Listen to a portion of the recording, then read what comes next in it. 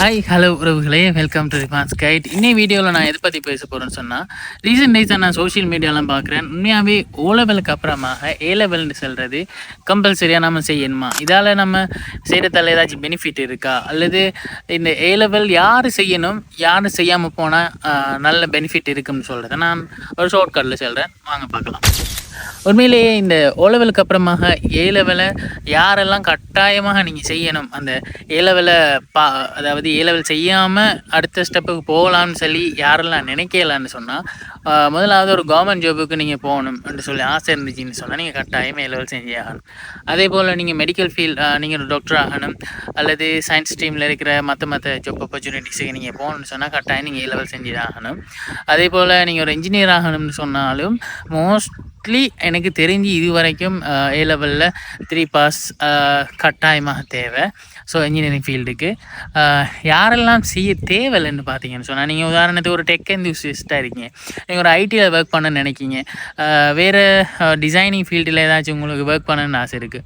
So அதாவது நார்மலான ட்ரெடிஷ்னலான ஜாப்ஸை தவிர்த்து புதுசாக இம்ப்ளிமெண்ட் ஆகிற ஏஐ ரிலேட்டடாக டேட்டா இன்ஜினியரிங், இப்படி ஏதாச்சும் ஒரு டிஃப்ரெண்டான ஒரு ஸ்டாட்டிஸ்டிக்ஸ் ரிலேட்டடான ஏதாச்சும் ஒன்றுக்கு போகணும்னு உங்களுக்கு ஒரு ஆசை இருக்குது, வீடியோ எடிட்டிங்கில் மாஸ்டர்ஸ் ஆகணும்னு சொல்லி உங்களுக்கு ஆசை இருக்குதுன்னு சொன்னால், நார்மலாக நமக்கு தெரிஞ்ச எல்லாருக்கும் ஒரு தெரிஞ்ச ஐடியில் நீங்கள் ஒர்க் பண்ணணும்னு நினைக்கிங்கன்னு சொன்னால், அல்லது கியூஎஸ் நீங்கள் ஃபாரினுக்கு போனால் ஒரு கியூஎஸ் ஆகிட்டு நல்லா ஏர்ன் பண்ண நினைக்கிங்கன்னு சொன்னால் நீங்கள் ஏ லெவல் செய்ய தேவையில்லை.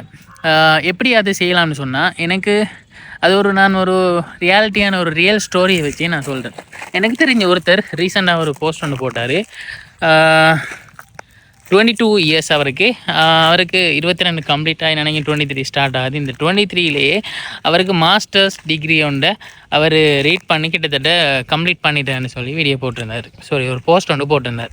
எப்படா இல்லை யோசிச்சு பார்த்தா, நம்ம டிகிரி முடிக்கக்கே நமக்கு வயசு 25 வயசு.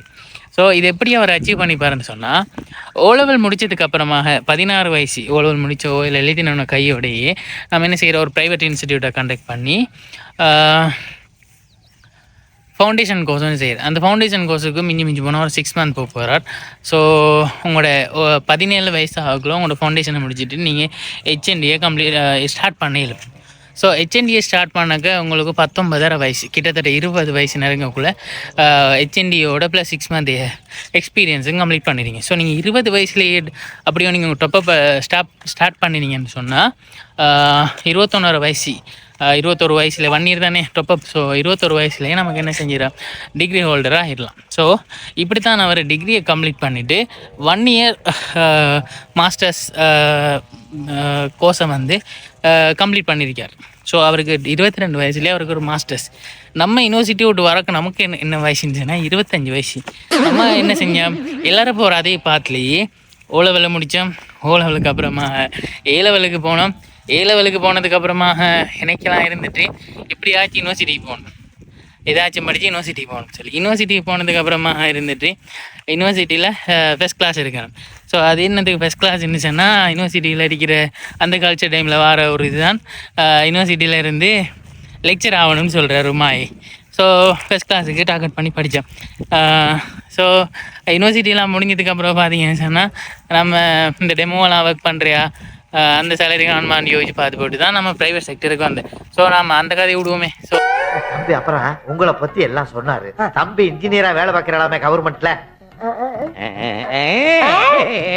பாம்பன் பாலத்தை கட்டினது உங்க குருநாதராமே சொல்லி. ஐயோ ஐயோ.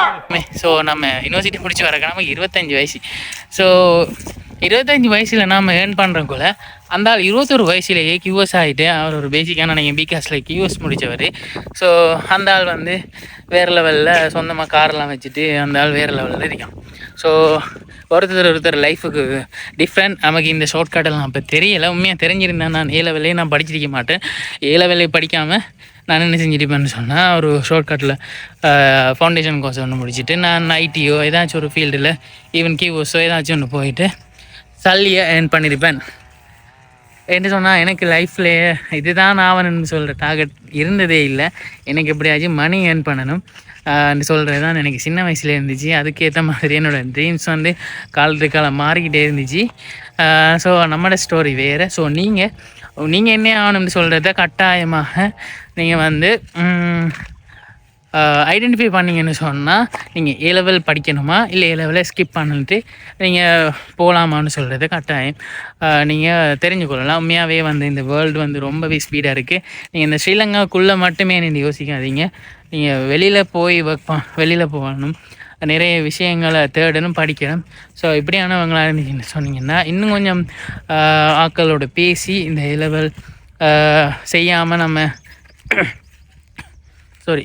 ஏ லெவலில் செய்யாமல் போனோம்னு சொன்னால் உண்மையாகவே லைஃப்பில் அச்சீவ் பண்ணலாமா, சக்ஸஸ் ஆகலாமான்னு சொல்கிறத பர்சனலாக நிறைய பேர்கிட்ட பேசுங்க. 100% நான் சொன்ன கேட்டகரியில் நீங்கள் இருந்தீங்கன்னு சொன்னால் ஏ லெவல் உங்களுக்கு தேவையே இல்லை. கட்டாயமாக லைஃப்பில் நீங்கள் சக்ஸஸ் ஆகலாம். எனக்கு தெரிஞ்ச இப்போ ரீசனாக நிறைய பேர் இந்த பாத்தில் தான் போயிட்டுருக்காங்க. நிறைய இன்ஸ்டிடியூட் இதை தான் ஃபோக்கஸ் பண்ணி கொண்டிருக்காங்க. நம்மளோட பிள்ளைகளுக்கு இந்த விஷயம் கூட இன்னும் தெரியாமல் இருக்குது. ஸோ அதனால தான் இந்த வீடியோ. உங்களுக்கு ஏதாச்சும் டவுட் இருந்துச்சுன்னு சொன்னால் கட்டாயம் கமெண்ட் பண்ணுங்கள், நான் ரிப்ளை பண்ணுறேன். பை.